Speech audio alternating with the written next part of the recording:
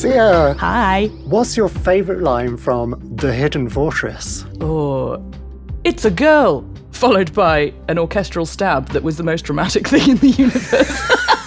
That's perfect. I love that. Branwen, Hi. what's your favourite line from The Hidden Fortress? You cannot mute my heart. Yes, I did like that one too. Which was a big line. Yeah, it's a big line. Yeah.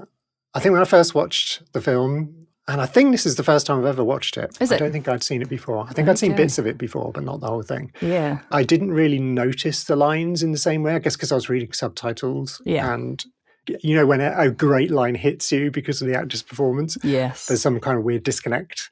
But Yes. then I was skipping back through bits of it to make notes and like looking at clips on YouTube and stuff. Sure. And I came across that and I was like, oh, Yeah. ooh. Yeah. There are actually many more brilliant lines as well. There's loads of them. Yeah, really beautiful script from like the bizarre to the kind of profound. Yes. It's really good. You're listening to Sisters of the Force, a Star Wars podcast, and welcome to season 3. Oh my goodness. I can't believe we're here. I can't believe we've seen Mandalorian and Grogu, and we're now in another world. We are now in a different universe. It's surreal. We hope you're still here, Yep. continuing our journey. For so much of the last 5 months, we've been just Mando and Grogu, like Yeah, completely. It's been deep in the Star Wars trenches. TV. Yeah. Deep in Jon Favreau's brain. And it feels so weird to be stepping away from that slightly. Yeah. Yeah. Quite exciting to step away from it now, though. It is, yeah. I'm really excited to step away from it. Where are we next? Where are we going? Well, if you're wondering where we're going, we're going to tell you. So Yay. this is the first of what we're going to call Journeys in Wild Space. Yes. Not to be confused with the book series Adventures in Wild Space, which is very Yep. good and very Star Warsy, by the way, if you Excellent. want to read them. But Journeys in Wild Space are episodes where we're going to do some different things. Yes. We've got some exciting journeys lined up already. We have got some very exciting journeys. We've made like a schedule. We haven't filled it all in yet, which is... It's probably hurting Branwen's brain more than it's hurting mine. 'Cause do I follow schedules? No. I'm a big scheduler. I'm the yin of this relationship. But we do have loads of potential journeys plotted in Yes. to a kind of not date-specific schedule yet. But we're going to be doing all sorts of things. We're going to be looking at different films that maybe aren't in the Star Wars galaxy, but Yeah. are associated, adjacent, Star Wars adjacent. Star Wars adjacent. That's going to be my next album name. Yeah, it's a good album. I'm buying it. We're going to be looking at some other aspects of the fandom, like cosplaying and Yes. collectibles and all that kind of Yes. stuff. We're going to be looking at sound Yeah. and music. Yeah. We might even go into some of the wild world that is fan fiction. Oh my God. Yes, we might. I don't think you're ready yet, dear listener. Oh, no. But yeah, all of these other things. So these are the Journeys in Wild Space. This is the first episode of that, which we're going to get to in a minute. But in between that, and probably more significantly in terms of content amounts, we're going to be delving into the Clone Wars, Yes. which is a big undertaking. For the next year of our lives. Yes. We shall be rewatching the Clone Wars. This is our commitment to Filoni and Lucas. Yeah, we've struggled to figure out what is the best like main focus for the podcast. And yeah, I think we teetered between a few different things, but Clone Wars came down as, I think, the winner. It's the one. Yeah. It's where we're going. It feels like it's at the root of so much of Yes. everything else Yeah. that's come since, and even that came before. Yeah. It's such a potent area of storytelling in the Star Wars galaxy, and we felt it only right that we should do that before we move on to anything else. Yeah. But don't worry, if you're a Skeleton Crew fan, or you're an Andor head, or you love The Acolyte, or any of those other great things, Rebels, people keep asking me, when are we doing Rebels? to When are we doing Rebels? We're going to get to them all eventually. Just bear with us. But come with us on this journey to Clone Wars. Clone Wars is incredible. I can't wait to visit it again. I'm excited to visit it properly for the first time. Yeah, you've seen some. I have started it. Yeah, I started it about 9 years ago, maybe. I don't even know. Yeah. So I will potentially remember bits of it, but we'll see. Yeah, and interestingly, you've met some of the characters now through different ways, which is interesting. Interesting way round. Yeah, and it's a different way. Like, I was a bit like insistent that we did this in the end because I wanted you to go on this journey before you go on the Rebels journey, even though I did them the other way around. But yeah, we can talk about that as we go through it all in real time because, you know, different perspectives. Yeah. It's going to be interesting. Yeah. It's going to be really interesting. We got some incredible guests coming on as well for that, many of whom you already know. Yes. We got some big Clone Wars fans coming in. Yay. And hopefully we're going to have some new guests as well that you haven't met yet. It's going to be really exciting. But to break up the Clone Wars just because... yeah, it would be a bit much. Because otherwise the next year of our lives will just be on Clone Wars. We are going to drop these journeys in wild space in, and I'm quite excited to talk about this one. Yeah. So what is this one? Tell us what this one is. We watched The Hidden Fortress, which, as probably most hardcore Star Wars fans will know, this supposedly inspired A New Hope. Yeah. And this is where my first confession happens. I've still got about 20 minutes to go. I haven't finished it. In my defense, it's really long. It is incredibly long. We've discovered that there's a couple of edits out there. Where is this 90-minute editing that I've heard so much about? Which I can totally see how they could make a 90-minute edit because it is long. It is long. And I watched a kind of film doctor. I don't know if he's a real doctor of films, but he's like a respected analyzer of films on YouTube saying his only critique was that it could have been too long. But those were different times. I feel like that's one of the first things I noticed about it. If we talk about like how we responded to it at this point, it really, really struck me how different pacing is today compared to 70 odd years ago. Yeah. I mean, we know attention spans have shrunk. We know social media has made us all like all rubbish. Attention deficit. We cannot cope. But this is like a really, really beautiful representation of that. Yeah. I watched Chitty Chitty Bang Bang recently as well. Yeah. And same thing, pacing. Yeah. Oh my goodness. Which is interesting because to me, Chitty Chitty Bang Bang, in my memory, I've not seen it since I was probably 12. Yeah. Felt like quite... It's relentless, but it's so long. It's so long. We had to split it up into 2 halves because 5-year-old nephew couldn't cope. Yeah, I can imagine. I feel like with Hidden Fortress, I had to keep making myself get into this meditative state. Yeah. And think, no, this is good for you. Just sit and watch this like 30-second long shot of 2 men walking up a mountainside. You know, be patient, enjoy the moment, enjoy the journey, switch off. But it possibly didn't help because I had my laptop on my lap, you know. Like you were double screening it. I was. And I was typing notes. So the instinct... When you watch me doing that for the Mandalorian episodes, my fingers are going at a bazillion miles an hour pretty much the whole time. Yeah. But with this, I was like putting the laptop aside for moments. And I mean, our aim isn't to break it down in the same level of detail. No. We do with the We'll be here for 9 days if we try to do that. But it was, I found it quite calming. By the end, I think I'd got into that head state. Yeah. I did it in sections because freelance life means I'm all over the place, which is how I've managed to mismanage my time and I've still got 20 minutes left. We'll forgive you. We know you're going to go and watch it straight after this. I am going to go and watch it straight after this. But also, I did watch a lot of like analysis videos of it and stuff. So I do know what happens. I'm just... Yeah. I just didn't quite make it through the whole thing. But because I was doing it in sections, it was like...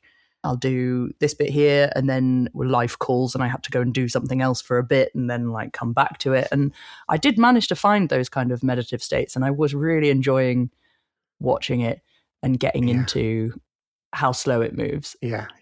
There's an incredibly long fight scene where not a lot happens. Yeah. And I was like... I watched it through. The first time I was skipping like 10 seconds ahead and I kept just skipping through and I was like, were we still standing here looking at each other? It's like 5 minutes later. This is wild. It is so interesting. Yeah. It's interesting. If you go back to A New Hope, Yeah. And obviously there's a lot of parallels that we're going to get to. Not, of course, yeah. Actually, I would say one of my reflections on watching The Hidden Fortress properly for the first time is that although, yes, there are moments where I'm like, Star Wars. Yeah. There were a lot of moments where I was thinking, well, this isn't that. No, it's not that similar. Why do people talk about this so much? Yeah. There is a lot that's different about it. But the first third of A New Hope, after that opening scene, which is pretty action-packed, with the droids on Tantive 4 and Leia and all of that, there is a very, very long period of time there before anything else happens action-wise. I think nothing really happens until they're escaping from Mos Eisley, which is quite a chunk of the way through the film. Quite a chunk of time, yeah, that's true. I mean, there's a little Tusken Raider fight, but aside from that it's very, very slow going. It's Luke's family life, it's meeting Ben Kenobi, it's the stormtroopers, but nothing is really going on. I did feel like in Hidden Fortress, it's kind of an hour before we get into the plot. Yeah, definitely. Like what? I think what he's doing is he's kind of, he's setting the scene and he's giving you feelings about the characters. But you're absolutely right. We don't really... I was thinking, am I missing something in the story? It's just that the story hasn't really kicked off yet. We don't really know what's going on. Like it is laying the groundwork. Yeah. Which has made me want to go and watch a lot more films from this era, which I have done in the past, having... at different periods of my life, really enjoyed different stuff from the 40s, 50s, 60s. I mean, me and my mum, we love our Fred Astaire and Ginger Rogers, and we watch those quite often, although they are quite pacey in comparison. Yeah. But there are also a lot more of these kind of more artsy films from that period. Not that Fred and Ginger isn't artsy in its way, but things like Citizen Kane and the early Westerns and things like that, where cinema was being explored, in bigger strokes. And it's made me curious about the pacing of those as well. And I have a feeling it's probably going to be the same story. Yeah. I think people had a lot more time generally in life. Yeah, and that's so nice, isn't it? Like, I teach children quite a lot, and a child said to me recently that she thinks that adults need mandatory silent reading time. Yeah. And I was like, really do. Yeah, that would be great, actually. Thank you. So wise. Isn't it ridiculous how that feels like an aspiration for me now? Yeah. Whereas 30 years ago, I'd have been doing that anyway. She was taking the mickey out of my to-read pile because I told her how big it was and how I just never get through it. And she was like, I could get through that many books. I'm like, yeah, but you're a child. You've got time. Is there anyone listening who hasn't got a huge to-read pile? Yeah. And if so, how are you doing that? I'm on a book ban. I'm not allowed to buy any more books until I've got through I wish I could say the same. Only yesterday I took delivery of Enwau Adar, which is a Welsh book of birds. Oh, nice. Which isn't really a reading book, but it's yet another book for me to put on my to read file. Yeah, I have just bought another book actually, but I'm crowdfunding the book, so it's written by that's good, yeah. by a friend, so that's fine. It's not actually out yet. That's cool. I love that. Okay, so Hidden Fortress. Yes, let's get back to it. Famously directed by the incredibly influential Akira Kurosawa, who made so many amazing films in the 50s and 60s. Excellent. That have influenced so many films in the West. And I think, he was a real game changer. Yeah. I felt like he was a real artiste as well. Like he was really trying to increase the art of cinema in a really great way by taking inspiration. Because, I mean, he took inspiration from the West. Yeah. He loved John Ford and his Westerns from, the early cinema period. And especially a film called Stagecoach. Oh, okay. And there were various other ones that John Ford made. Yeah. And they feature like these epic vistas, huge shots of the kind of West and the moral codes of the people living there. And there's a common trope in Westerns of like community under threat sort of thing, which is what's going on here. And in other ones of Kurosawa's films. So he was influenced by those films from the West, and we can see that. And I love the sort of like mirror thing where he then influenced the next generation of American filmmakers. Yeah. My first thought straight off this was just the settings are so beautiful and all of the sets look amazing. Yeah. there isn't a single shot that isn't beautiful. It's that classic every frame's a painting, isn't it? Yeah. Which I can see Lucas being really influenced by, and he does talk about the visual style of it. They did film a lot of it. I think, I don't know if it was most of it, but a lot of it on the slopes of Mount Fuji. Cool. So it was on location, which is really interesting. And must have been a challenge. And it was a challenge. Around the time that they were shooting, they had the Kanagawa typhoon, which is one of the strongest typhoons on record. Oh my gosh. Apparently out to sea. I don't think this happened when it hit Japan, but there were winds of 202 miles per hour. Ooh. Which is wild. That is wild. I've done some filmmaking on the side of a mountain in Wales where the winds got up to just under hurricane level. Oh my gosh, that's no fun. We nearly lost some crew that day. Luckily, everyone was fine. Wow. Yeah. Well, you were there then. It was wild. You can imagine what Kurosawa was going through. Although I feel like we don't see a lot of wind in the film. We do see some rain, but there's not a lot of wind, so I think they must have just stopped when it was really windy. Yeah, that's a sensible thing to do, but unfortunately, time constraints. It did. And Toho, the studio that were sort of like funding the film, got very frustrated, not only because of that, but just because he's a very slow shooting director anyway. Like he takes his time to get everything just right. Good. And they sort of dropped him along the way. So partially, he formed his own production company so that he could release it, but Toho still distributed it for him. So he kind of got the best of both worlds then. Good. Which I kind of like. It's sort of like that subcontracting type of vibe. That's large. He was doing some new stuff. He was using Toho Scope, which is the kind of Japanese response to CinemaScope. Okay. Which was the big thing in the US at the time, like the widescreen, that new aspect ratio of super wide, which really suits films that have big landscapes in them. Yes. And clearly he wanted some of that for the vistas that we find in the Hidden Fortress. So this was the first film he shot in Toho Scope. Okay. I'm pretty sure other people had used that format in Japan before, but I think this was a new adventure for him. Yeah. And it uses anamorphic lenses, which are like, it just makes everything look incredible. Yes. And to me, anamorphic lenses make landscapes look so huge, but they're also brilliant when you're shooting close as well, like with depth of field.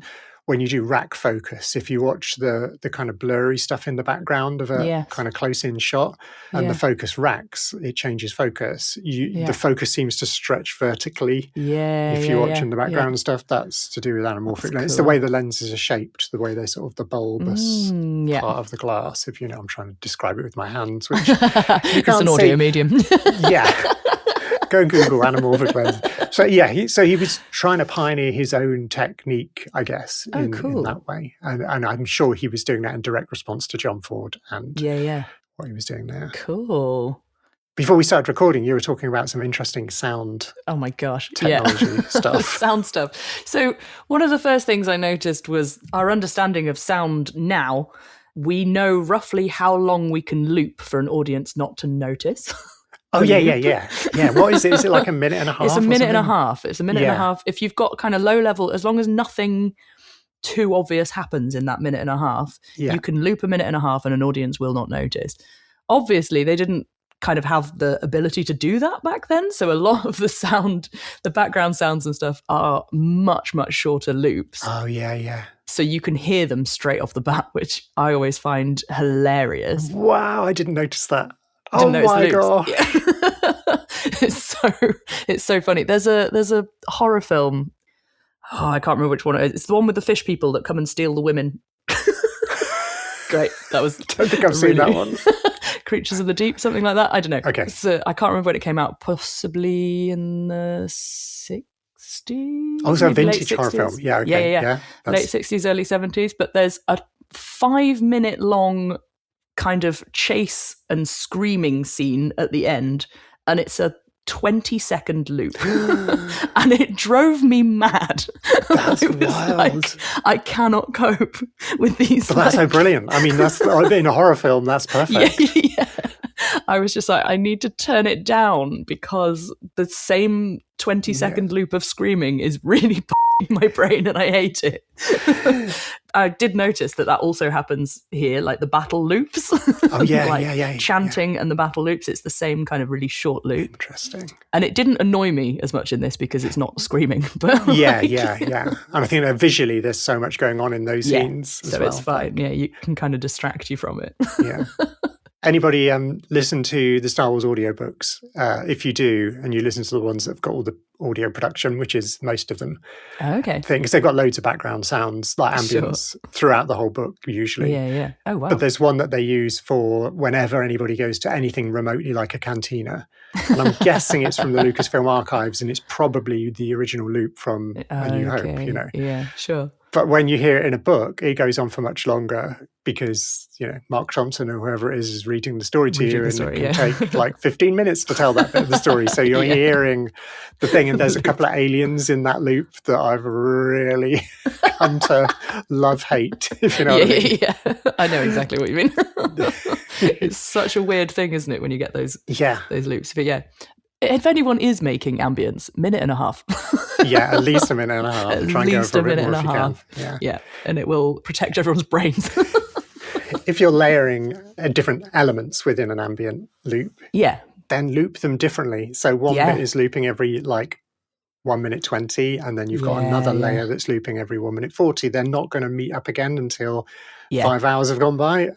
So you'll have like constantly changing. And then it just helps your brain so much. But obviously in 1956 or whenever this was shot, they didn't have the capabilities to do that. I wonder if they must have been recording sound onto tape. They must have been recording sound onto tape. And also there's a lot of the ambience is clearly recorded indoors as well, which can then be quite jarring when you watch it back because it's all outdoors.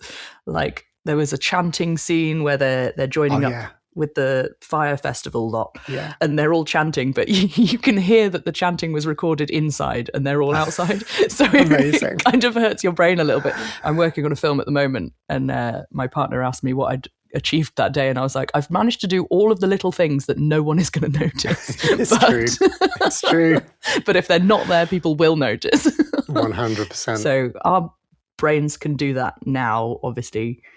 Yeah, that's the standard now. So yes, same thing when people put long reverbs on music videos that are then filmed outside. I'm like, no, don't do that. Please don't do that.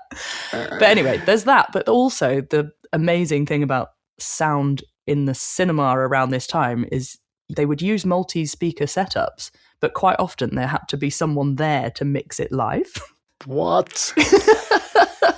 And occasionally, depending on how big the screen was, you might also have multiple projections. Yeah. Especially if you have a curved screen. Oh, yeah. I think that was part of what CinemaScope may have been. Yes. So you then have to have 3 projectionists and at least 1 sound person. Oh my gosh, the whole team. Yeah. So it got to a point where it wasn't that much different from like going to see a play because there were so many people having to make the film work. That's wild. I know, completely wild. But there was I found all these different diagrams of where they'd place all the speakers, and then you've got someone who's kind of locked in a little sound booth who's basically live mixing the whole film as you go. Okay, so I've got an interesting tangent to this that I found out. Go for it. I didn't come across any of that. That is so interesting. But I did come across something similar, which actually, if you put it in the context of cinemas today, still makes sense. Right. What I found is that they'd used Prospector directional sound, Prospector TM, which was like a way of presenting sound in the mid-50s. It didn't last, but it did, as you say, it had 3 speakers. Yeah. Like a center one and a left one and a right one. Mm-hmm. And they had a single mono mix, but there were like 3 copies of the mono mix, I think, with sub-audible tones at 30, 35 and 40 hertz. Yeah. That would steer bits of the soundtrack to the different speakers. So it's like an automated version of what you're describing. Okay, yeah. So it feels a bit like some cinema, when it says, in selected cinemas, you'll hear it in Dolby whatever. Yeah. Like if you had the Prospector thing installed in that particular cinema with the sub-audible thing, I mean, it says subaudible tones 35 and 40. I can hear 40 hertz. That's a note. Yeah. That is a note, isn't it? So does that mean the stuff that was coming out of that speaker had like a underneath it? Yeah. What's going on? It reminds me of like carrier waves, and I'm guessing that's the sort of principle that it's using. It's almost like radio waves kind of thing, where you have like, in like radio transmission, you have like high frequency waves, like FM or whatever, but it's a similar version of that, but like with I don't know. Okay, I could not get my head around. I too saw a diagram, but the diagram basically just showed you the 3 speakers in front of the screen, or behind the screen kind of thing. It didn't show you technically. So I need to do more research on Perspecta. Yeah. Because when did Dolby happen? That was 60 something. I know that in the mid to late 70s, around the time of A New Hope, is when they started introducing different types of quadraphonic and surround. Yeah. So 1966 was the noise reduction system. Yeah. Which is what Dolby were first kind of known for, about trying to reduce the hiss of tape, obviously. I think there were various attempts using multi-track tape to distribute sound through multiple channels to create a surround sound, like quadraphonic having 4 speakers, one in the corner of each corner. Yeah. But then when digital audio came along, I think that opened the possibilities a little more. You could be a little bit more sophisticated with it. So that would have been during the 80s when digital audio really became more of a standard for audio recording. Yeah. But I suppose, like, even in the 50s, and especially you can kind of tell with this film, we've got field recordings being used a lot more, and like they're kind of opening up this whole, like, it's not just the dialogue anymore. It's beyond what you captured on the shoot kind of thing. Yeah, definitely. Yeah. We can begin to see we could go how on for a long George time about this. fell in love with this guy, with Kurosawa. Yes. Definitely. So apparently George first saw the film when he was in film school, and his friend, screenwriter and director John Milius, who wrote the first 2 Dirty Harry movies, among many other films. There's like him and Spielberg and Coppola, and they were all studying together in California at the same time. Sure. And so he was introduced to it by John Milius, and he went to see Seven Samurai first, which I think has remained his favourite one. But then he gradually saw them all and fell in love with them. And I don't think he rates Hidden Fortress highly in the Kurosawa back catalogue exactly, but he was strongly influenced in the way that Kurosawa tells a story and his visual style. I think the visual style is probably the biggest influence. Yeah. It's a non-specific influence. In some ways, it's a bit specific at times, but generally it's like a sort of a non-specific, I love how this guy shows you stuff. I love how he uses the frame. Like with the big Western style vistas shots and cutting tempo, like in places you'll have like these massive long shots, but then like in the horse chase scene, which we'll talk about more specifically, there's like really fast cutting. And the way that he frames stuff. There was some really interesting things which I saw in a YouTube breakdown. Dr. Josh Matthews, I think was his name. He was talking about how Kurosawa frames our 2 main characters, our 2 protagonists, Tahe and Matashichi, either side of the frame quite often. Because you've got this like wide Toho scope aspect, you can put them either side, and then whatever they're talking about or interacting with is in the middle. So, for instance, when the princess first appears, you've got the 2 guys, one on either side, and she's in the middle of the frame.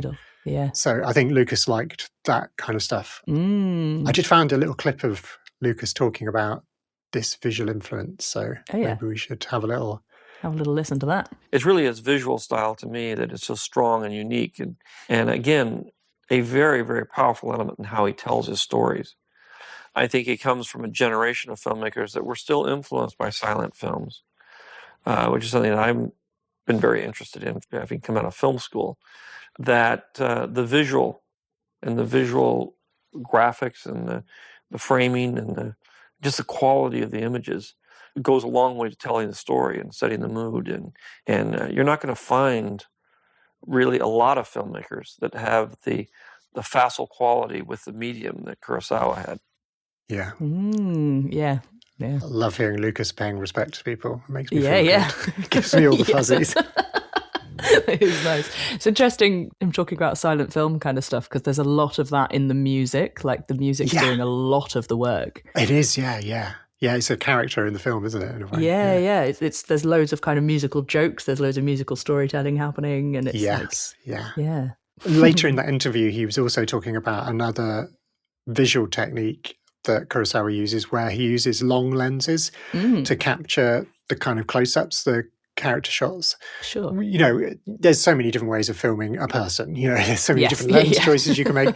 But by using a longer lens, and you just move the camera further away, and effectively you're kind of like more zoomed in. By doing that with a long lens, you narrow the depth of field so that everything behind the character, or in front even, is out of focus and harder to distinguish, which means you don't take as much notice of it. It draws your attention. You're with the character. It's very much about character, which is a really cool method of doing that. And beautifully contrasts with the wide angle shots, which is the opposite, where you've got like a really short lens to get as much of the scenery in as possible.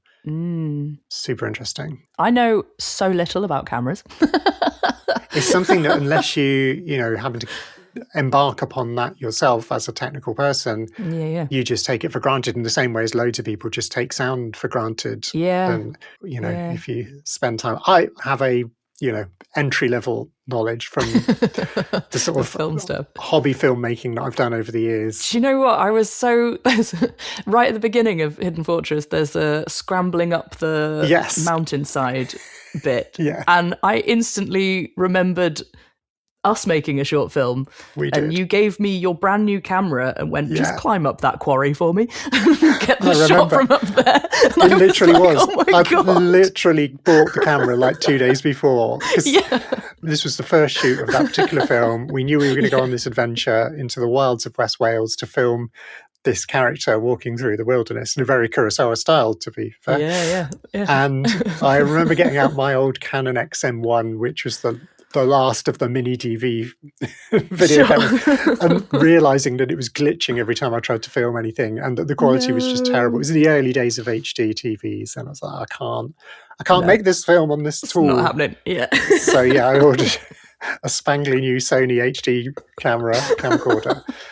And we were at Rosebush. Is it Rosebush? We were at Rosebush Quarry, and you were like, "Oh, it's going to look better if we shoot it from up there."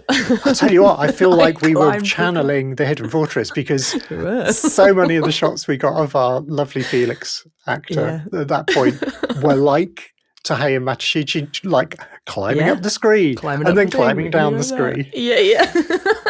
I have to say, fair play to those two actors in this film, because they had to do effectively a lot of stunts, because they did, they were up and down the screen constantly, again and again and again. I mean, it's a visual motif of the film, of them climbing up and then climbing down again, back down again. Even with the steps near the beginning when they're in the the big sort of riot. Which, by the way, that sequence is wild. Sat up on the sofa, and I was like, how did he do this? It's so, and like, it's kind of really shocking, because there's bodies everywhere. There's brutal, gunfire. There's this brutal scene, and the music's still quite whimsical. And you're just like, what's going on? Yeah, they're still playing it for the comedy, like the two main actors. And you're like, oh my gosh. This is brutal. Brutal, and so many extras, and so much movement, and that location with the steps. I mean, where is that? It's just stunning. Is that a set, or is that a place? I don't know. I wondered that. I wondered if it's, because I was wondering if some of it's painted. It's quite difficult to see, I guess. Yeah. Whether how much of it is painted backdrop and how much of it is actual place. Yeah. And I couldn't find that information out anywhere. This also leads me on to a load of stuff about the locations themselves, or at least he creates locations. And again, it's a very Star Wars thing. I heard that same doctor of film talking about Empire Strikes Back, and how we have these different environments like snow and swamp and space and Cloud City and on Imperial Star Destroyers and so on. There's all these different things, and they're all very different tactile wise. They feel different. There's different visual qualities to them all. And in this film, we've got mountains, we've got swamp, we've got woodland, and little glades. The villages that they go in, or there's like a village, they're all very different in the same same kind of way. And I think that's kind of a Lucasism as well. Yes. I mean, Lucas takes it to the next level because he's like, how many planets can we fit into this? Yeah. How many places can we visit? What more challenging locations can we choose to shoot in? Yeah. I mean, it is fun. I think a lot of I've not done many film shoots at all, but most of the stuff that I have been involved in has involved some sort of challenging location in some way or another. It's never easy. It's just more fun that way, isn't it? The weather's always wrong. It's just a nightmare. They used fog a lot in this film, in Hidden Fortress, and rain as well. There's some really intense rain stuff. Which, I don't know, he somehow captures it in a really visceral way.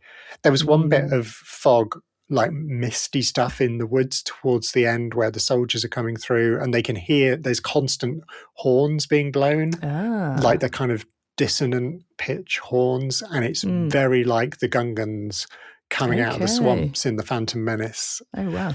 That's one thing I was going to say, actually. When we introduced this idea of watching The Hidden Fortress, we're kind of tying it to A New Hope, because that's what everybody does. But actually, I feel like there are as many references in later Star Wars films that Lucas made. And not just Lucas, but also other people have made.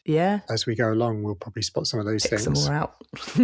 Yeah. There is a lot, because he did reuse some of it for The Phantom Menace as well, didn't he? I think so, yeah. He's like original ideas. So when he first wrote the screenplay, well, not even the screenplay, he wrote like a plot outline in the early 70s. Sure. And it's very much closer to The Hidden Fortress, where we've got a general who's escorting a princess on an escape kind of thing, which is effectively what's going on here with the two peasants, which at the time I think were bureaucrats rather than droids. So it's a bit more similar in a way. And like you say, a lot of it ended up in The Phantom Menace especially. There's something about the decoys as well in the like Padme's decoys. Definitely, on a couple of levels, like the fact that Princess Yuki's sister is kind of played off as her when she's killed. And then Princess Yuki having to pretend to be a mute, so she's being kind of carried in disguise through this sort of landscape. Shout out to her, by the way. She's incredible. She is incredible. So good. I love her eyebrows. I love the way she stands. I love the way she speaks. Like she has that pose. I was going to talk about character silhouettes, actually, because it's a classic like filmmaking trick anyway, but I've definitely heard George Lucas talk about it and other Star Wars filmmakers talking about it, how important character silhouettes are. And like, if you look at a silhouette of Darth Vader, you immediately know who it is. If you look at a silhouette of Yoda, you immediately know who it is. Boba Fett. And Boba Fett. In animation, it's super easy to do. And it's the essence of like animation character creation. You're a big lover of Hell of a Boss. Like, love it. The character silhouettes in that are wild. Wild, very wild. But you know exactly who they are. And you know what fandom they come from as well. It's an identity.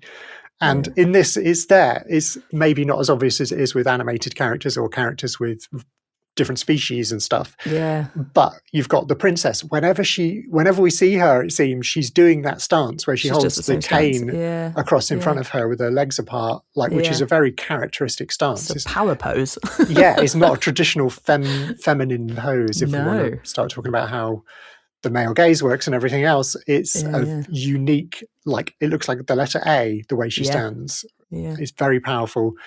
And then the two peasants, Tahei and Matashichi, they've got very distinctive, I mean, they pretty much are R2 and 3PO, like one's short, one's tall. They're slightly different, but they've got a unique look to them. I love all of that. And the samurai as well, he's very... Yes. The way his shoulders move is really distinctive. And the way he carries his shoulders, and like, it's almost funny, but it's not. Because I don't know how to describe it. It's like, it is comical. It works in the film world, but then if you were actually doing that, you'd look weird. But it's a big part of his silhouette and how we perceive him. And then when we meet General Tadakura later on, he's like nemesis, who then redeems himself at the end. They have the really slow fight with. He's got a different stance as well, and a different silhouette. It's really cool. Side note, he, on the back of his costume, when they meet for that fight, and a bit later on as well, they meet again, he's got like a circle emblem on the back of his cloak or armor or whatever it is. And it's pretty much well, it's very close to the Imperial symbol that the Death Star soldiers have got on their helmets. On their helmets, and, we've seen a million times since. Definitely, there's quite a bit of that symbol stuff. That, like, his army generally have got that symbol, which is like a square with 3 horizontal kind of bars in it. Yes, yeah. There's no Star Wars reference I can find in that, but it's still like the symbolism thing. Simple symbols that denote who we're dealing with. Yeah, and eye-catching, and almost like otherworldly as well, which is kind of interesting. Yeah. If we're going to get into like silhouettes and stuff, the samurai's kabuto helmet, which we see our General Makabe Rokurota wearing at the end, is very Darth Vader. Like, Darth Vader's helmet is clearly a samurai Modelled helmet. off that, And the fact that they're using swords, I don't know if they're specifically katana swords, but they're of that vibe. Yes. Which is... Obviously, lightsabers have been very lightsabery. Called a reference to that. Yes. I was looking for more like direct Star Wars references because we've obviously got the stuff we've already talked about. Yes. We didn't mention the filmmakery trick of wipe dissolves. Oh, yeah. There's a few of those. I think they're all vertical ones throughout, whereas Lucas did some diagonal ones. Like other Star Wars directors switch it up a little bit. Developed it a little bit more. Like, where can we take this dissolve trick? Yeah, which is a great reference. I love that. But there are the characters as well. Obviously, we've got a headstrong princess, powerful princess, and her. I was going to call him a guardian, but he's not really a guardian. He is like accompanying her. I was kind of struggling to work out what the relationship was there. Yeah, it's not very clear until almost the very end when you finally. Yeah. She goes through this transformation, having immersed herself in the life of the everyday people. Yeah. She's been forcibly removed from her, from her station. Kingdom. Yeah. Yeah. And she experiences this connection with the people and understands the value of that and how it can make her a better leader and everything else. Yeah. But we don't really get that thing and him as her kind of number one, I guess, until we see those shots at the very, very end.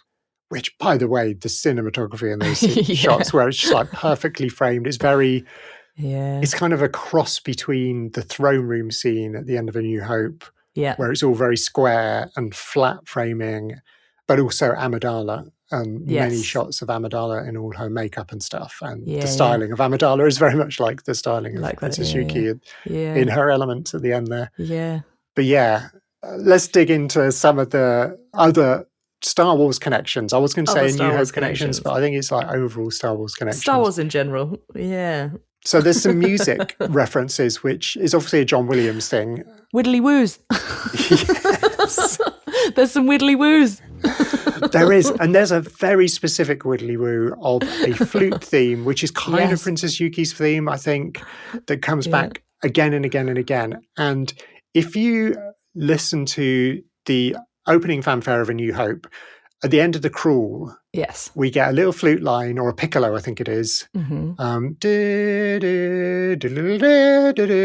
the camera pans down before the Star Destroyer starts flying over the top. We've seen that so many times. If you slow down that piccolo theme, which I have done because I've sampled it to make drum and bass with, which how many drum and bass Star Wars producers haven't sampled that bit of A New Hope. It's very, very, very similar to Sato's theme of Princess Yuki. It's a flute that plays it.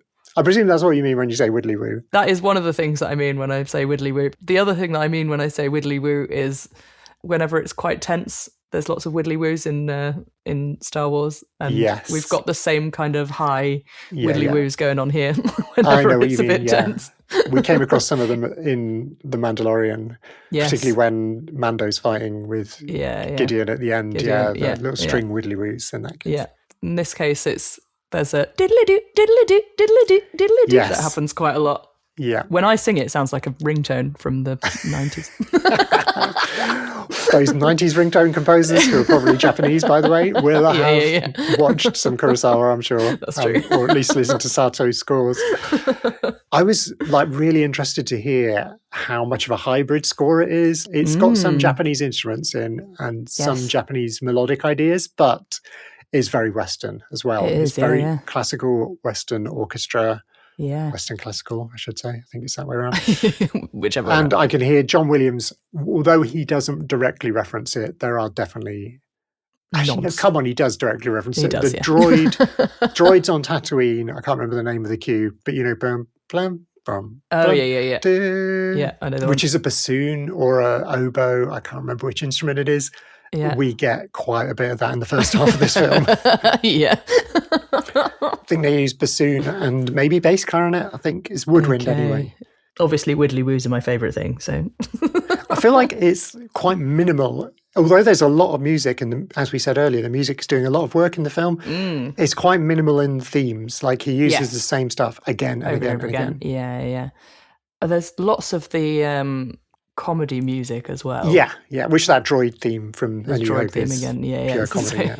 Very, very similar. But their physicality is almost animation style. Yeah, that Mickey Mousing thing of like synchronizing some of the zap sounds or whatever which the orchestra's doing. Yeah, I know what you mean. Definitely, there were moments of that. Again, I was surprised at how much comedy there is generally in this film. Like it is very funny. It's kind of a comedy above everything else almost. Yeah. I mean, it's an adventure, whatever. Very slapstick. Yeah. I suppose you could look at films like Princess Bride as well. Yes. There's kind of 80s adventure films, The Labyrinth even. They were probably paying homage to Lucas. Lucas may have been involved in some of them. Indiana Jones, which again has got comedy mixed with action. Adventure. There was some definite Indiana Jones vibes in that fire festival scene. Yeah. It really reminded me of the Temple of Doom. Okay, yeah. With the sort of big, ritualistic almost stuff going on. Yeah. Okay, another Star Wars trope is about the redemption arc of General Tadokoro, who we meet him about 2/3 of the way through, where he has this fight with our General Rakuroto hero, and it's very much Ben and Vader on the Death Star, and it's kind of a bit slow and measured in the same way as their fight, possibly a little bit more so. It makes Vader and Obi-Wan look like positively, positively dancing around. But he does that thing where, it sort of jumps to Return of the Jedi in a way, where he was kind of left scarred. Yes. In the same way that Anakin was scarred, and he reveals his scars in a similar way to we sort of see Anakin's scars revealed in Return of the Jedi. Yeah. But where he's come good at the end, like in the same way as Anakin comes good at the end. Yeah. And has that little moment of redemption. But in this, it's a much happier ending for him than it was for Anakin.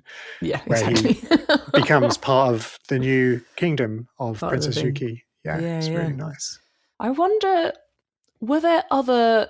Because obviously it's almost kind of become a bit of a trope. Yeah. But where was the first kind of story? It's similar to like old folk stories though, isn't it? So it's... I guess, yeah. I mean, cinema-wise, it definitely goes back to early Westerns. Yeah. There's this whole thing about the Joseph Campbell book, The Hero with a Thousand Faces, which is like a breakdown of the hero's journey and the story archetypes in cinema generally, but also specifically in Star Wars. I think Hidden Fortress is a slightly different version of that, but those ideas of story, like you say, they go way back to folk tales and but in cinema, I suppose, the Westerns were the early versions of that. One thing I did notice is there's more female characters in this one. Yeah. than there is in A New Hope.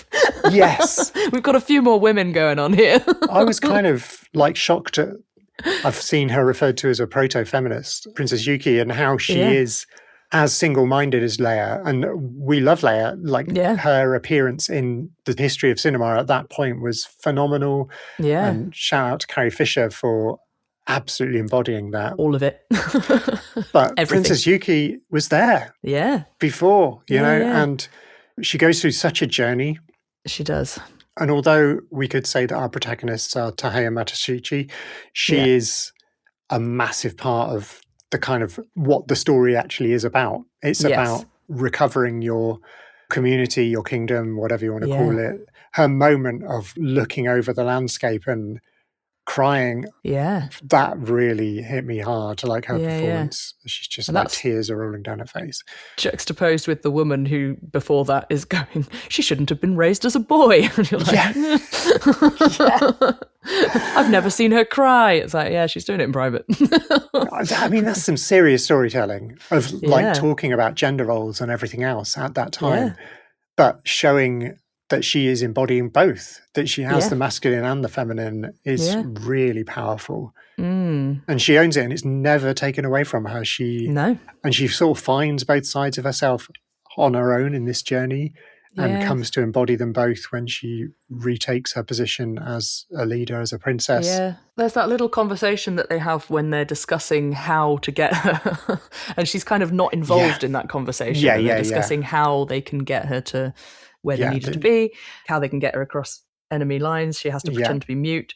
And then, like, he goes in with reverse psychology to try and persuade her instantly. And I was like, this is a trick that I use with my 5-year-old nephew to get him to eat his food. And then I was thinking about it a bit more, and I was like, actually, it would probably work on me as well, because I've done many stupid things just because someone's told me I wouldn't be able to.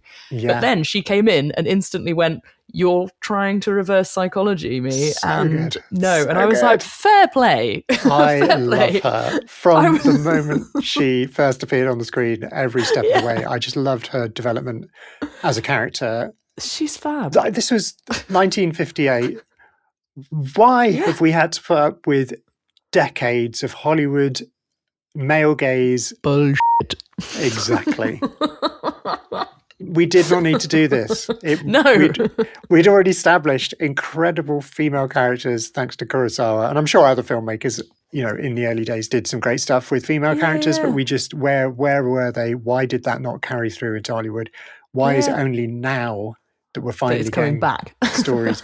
And don't get me wrong, this story was written by, there are 4 people who wrote it.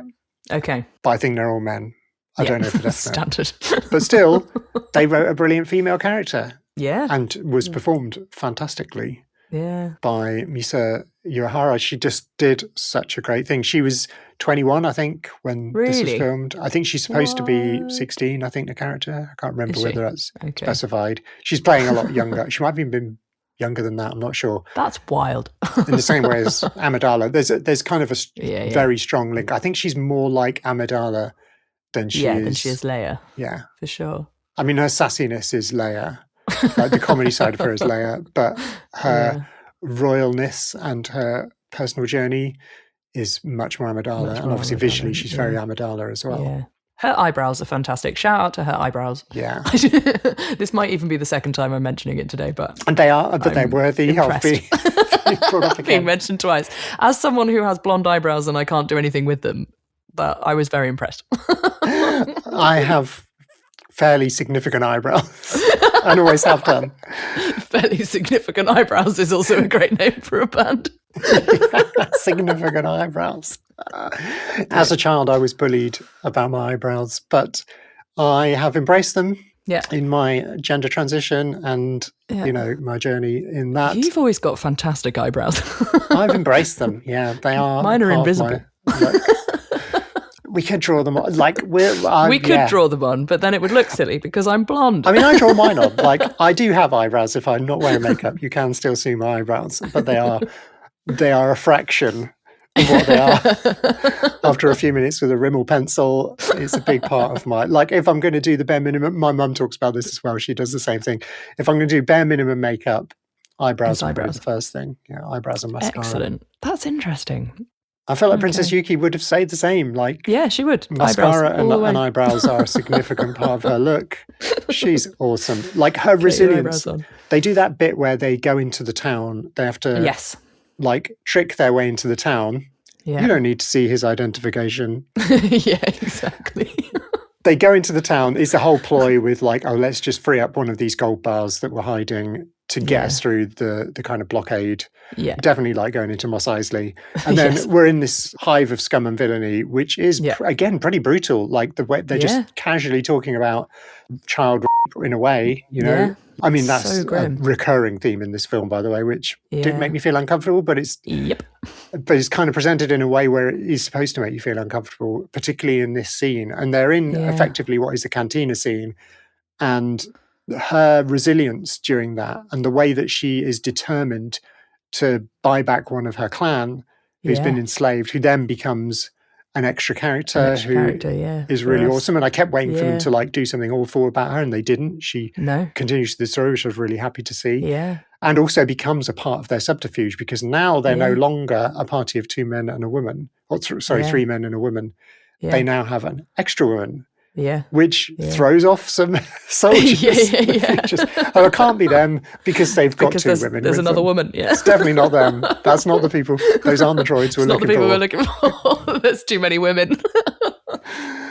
But yeah, her resilience in that sequence and her determination. And obviously she's also learning. She's vulnerable in it too. And we can somehow see her becoming more a woman of her people. Yeah, I suppose she's been quite sheltered up until that point, hasn't she? So she doesn't really... And I feel like that scene with her like lady in waiting or whatever the old lady is earlier on you were talking about, when they're trying to outthink her but fail to. Yeah. It is a kind of, it's a representation of, they see her as living this sheltered life, but she proves, even at that point, that she is still... She still understands what's going on, and she's...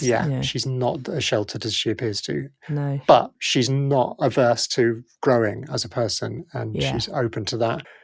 Yeah, she's such a powerful... The more I think about her and her character and that performance... It's so good. The problem with the Star Wars kind of juxtaposition of it is that everyone is obsessed with R2-D2 and C-3PO. And yes, we're seeing a story being told through the eyes of these 2 comedy characters... One tall, one short, and that is a massive thing. But we have to look beyond that as Star Wars fans to sort of see some of this other stuff. And her story is, I think, what I'm going to take away from this film. Definitely. Controversial opinion. Yeah. The peasants annoyed me. Yeah. I was kind of annoyed and a bit done with them. There was so many unnecessary scenes. They don't learn. No, there's no learning going on. I feel that is intentional. Like it is supposed to be annoying, I think. Yeah. But I know what you mean. Maybe in modern day times, they would have learned some lessons a bit quicker. Yeah. We wouldn't have had yet another complete disaster of a scenario where they try and steal some gold and run away and then end up in a mess that the general has to come and rescue them from, or the princess or whatever. Yeah. Yeah, I know what you mean. I don't think that's controversial. I think that's an intentional thing. They are annoying. They play so it for annoying. annoyance. Even to the last few minutes of the film, and it's only when they realise who she is, I feel like that's their redemption as annoying characters. They suddenly discover who she is. And I'm reminded of the moment in Phantom Menace where Padme steps forward and Obi-Wan has to do that. Yeah. He has to eat his words a bit, and he grows in that moment. And I feel like the 2 peasants at the very end, they do experience that. But it's just a shame that it's not. It's literally in the last 2 minutes of the film. Yeah. We have to endure their shenanigans for 2 hours and 17 minutes. Yeah. And some of it's funny, but like some of it just goes way too far, and you're just like, come on now. Come on, guys. Come on. And that's also a pacing thing, isn't it? Because it takes so long, and you're like, let's to do with our up. attention We all know spans, where this is going. Speed it up. So I guess these are some of the things we're going to take away. Yeah. The pacing and how that is so very different, and how much of a challenge. It's not impossible for us, but it's a challenge for us to experience in the present day. I feel like that's definitely one of the significant things. And I think I'm inspired by Princess Yuki. Yeah, I'm going to go forwards trying to be a bit more Yuki. Yeah. It's going to give me more like eyebrow determination, if that's even possible. Excellent. It's made me connect with Lucas again a bit, I think, because obviously we're in a new era of Star Wars. Since the early 2010s, we've been in the hands of Disney. Yeah. We've still been in the hands of Lucasfilm, but Disney have been a kind of background it's almost like the unseen emperor, which, by the way, is another character trope in this film that we don't get to see, the person pulling the strings. Yeah. But yeah, we've been in this new era and we've fallen in love with Filoni and Favreau and all the other incredible filmmakers who've been a part of the new era of Star Wars. JJ and Rian Johnson. Like, we've had all these new people, these new voices. They're all being very respectful to Star Wars. I don't care what the fandom menace says. They are. They are. They are paying homage to what Lucas created. But watching this and reading about Lucas and watching that interview with him has made me, come reconnect with George Lucas as a filmmaker. That's nice. Yeah. And I think if you're listening and you haven't seen The Hidden Fortress, seek out the 90-minute version. Maybe. I don't know. No, unless you're in it for the long haul, and then I would say go for the long haul. Go for the long one.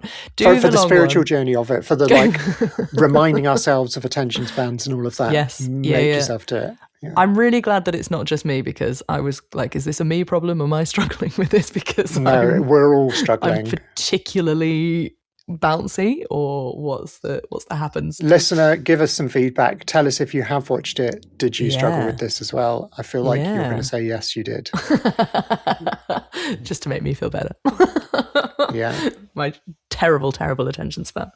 I did the dishes at the same time as well, because I was like, well, if I'm going to watch this film, I'm going to do some housework as well. It's cool. It's a good accompaniment. It's a good, it could become a comfort watch in the long term. I want to watch it again. Well, as I was watching, I was like, this is long. I'm doing this for the research, for the podcast, for Star Wars, like for Lucas, all of those things, but it is long. But actually having finished it and reflected a lot on it and listened to some other people reflect on it and now had this amazing conversation with you, I'm going to go watch it again. Go watch it again. Point. Yeah. So I'm going to finish it. Yes. You should. I've seen like the last few shots and stuff because I've watched breakdowns. So I know where we're going. But the last 20 minutes are great. I think they're the best 20 minutes of the film. So do it. I think you could kind of almost do without the first 40. Yeah. That could have been condensed into probably 10 minutes. Yeah. Yeah. If you've enjoyed this, maybe go and give us a little review on Apple Podcasts or Spotify or anywhere else where you listen to podcasts. All of the places. We'd love that.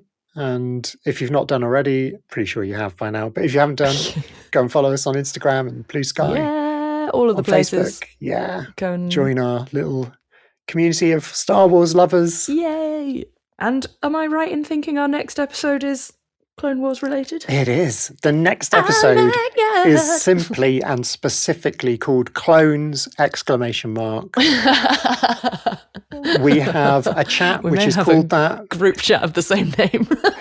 With the incredible Mary. She is a clone lover. She's a clone knowledge source, which is why we're bringing her on to kick off our Clone Wars rewatch. We're just going to talk about the clones themselves. I can't wait. I'm so excited. I don't even have to watch anything. I'm just going to listen to Mary. That's going to be great. Yeah, Mary, no pressure. You got to carry this episode.